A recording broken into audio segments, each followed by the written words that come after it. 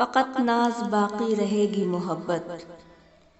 عشق کا بازار ان دنوں کافی گرم دیکھنے کو مل رہا ہے، یعنی عشق کو مختلف انداز میں سجایا جا رہا ہے۔ جگہ جگہ پر دکانیں سجی ہیں۔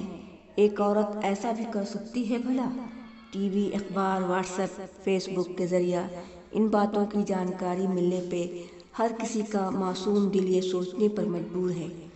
شبنم نام کی ایک عورت نے اپنے عاشق کو حاصل کرنے کے لیے اپنے والدین، بھائی بہن، بھتیجا بھتیجی 7 افراد کو پہلے تو اس نے زہر دیا اور پھر کلہاڑی سے کاٹ کر مار ڈالا۔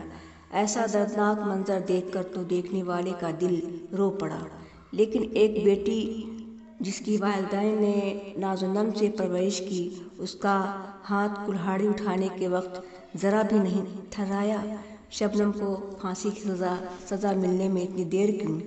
اسے تو اسی وقت والدین کے خون سے تر کلہاڑی سے ہی مار ڈالنا چاہیے تھا۔ جیل میں ہی اس عورت نے ایک بیٹے کو بھی جنم دیا۔ اس بیٹے کو کیا علم کہ وہ جائز اولاد ہے یا ناجائز؟ اس معصوم بچے کا کیا قصور؟ قصور تو اس کی ماں شبنم کا ہے، جس نے ماں کا نام تو اس کے حوالے کر دیا، لیکن باپ کے رشتے سے وہ محروم ہے۔ وہ کیسا باپ جو شادی سے قبل باپ بننے کی غلطی کرنے کے ساتھ اپنے معصوم بچے کی خوشیوں کا بھی قتل کر دیا۔ پھانسی کی سزا تو اس باپ کو بھی ملنی چاہیے، صرف ماں ہی کیوں اس بچے کی قصوروار ہو۔ انصاف تو یہ ہے کہ دونوں برابر کے قصوروار ہیں، دونوں کو ایک ساتھ پھانسی کی سزا بھی ملنی چاہیے۔ عشق تو معصوم بچے کو بھی اپنی ماں سے ہے، تبھی تو اس نے اپنی ماں کی پھانسی روکنے کی عدالت سے اپیل کی۔ ماں باپ کا کردار ہو یا اولاد کا، قابل ذکر ہے۔ واٹس ایپ پر ہی ایک عمر رسیدہ ماں کو درد میں کراہتے دیکھا تو دل یہاں بھی یہ کہنے پر مجبور ہو گیا، واہ رے دنیا، کیسے کیسے رنگ عشق کا دکھانے لگی ہے۔ اکلوتی اولاد ظلم کی حدیں پار کر چکا ہے۔ ایسے ظالم بچے کو ایک ماں جنم ہی کیوں دیتی ہے؟ جنم لیتے ہی اس بچے کا گلا گھونٹ کر مار کیوں نہیں دیتی؟ درد میں کراہتی وہ ماں اپنی تکلیف تو برداشت کرنے کی کوشش کر رہی ہے، لیکن اپنے ظالم بیٹے کو سزا دلوانا نہیں چاہتی۔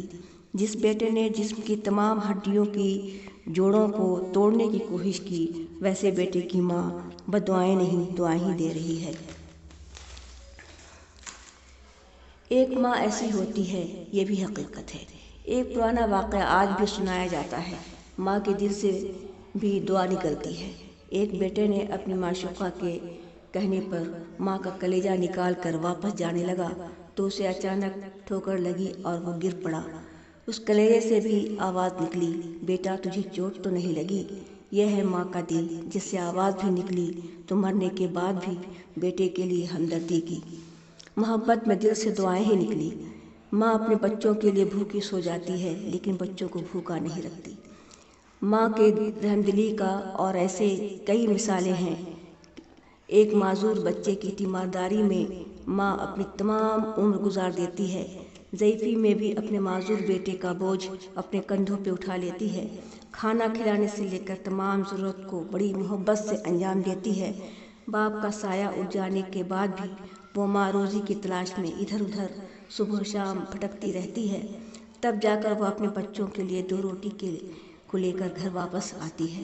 پتھر توڑنے کے علاوہ در در جا کر بھیک بھی مانگنے کی ضرورت پڑی تو وہ شرم نہیں کرتی۔ گلی گلی کی خاک چھاننے کے بعد معذور بیٹے کا پیٹ بھرنا اس کے جینے کا مقصد ہوتا ہے۔ ماں اپنے کردار سے جتنی بری ہو، لیکن اپنے بچوں کو برائی کے راستے پہ چلنے نہیں دیتی۔ ایک طوائف نے بھی اپنے اولاد کو اعلیٰ اور اچھی تعلیم و تربیت دے کر معاشرے میں ایک دن اپنا اعلیٰ مقام بھی حاصل کرتی نظر آئی ہے۔ وہیں ماں کی اولاد نے بھی اپنی ماں کے سامنے بے پناہ عشق میں سر جھکانے کی کوشش کی ہے۔ عشق وہ خوبصورت جذبہ ہے جسے ہر دل عزیز سمجھا گیا ہے۔ والہانہ محبت خوبصورت جذبات میں شامل ہے، ورنہ ایسا عشق بھی کیا جو گناہ کبیرہ، گناہ صغیرہ میں شمار کیا جائے۔ زندگی ہر موڑ پر تجھ کو بنائے گی عظیم، تم بزرگوں سے محبت کا ترانہ سیکھ لو۔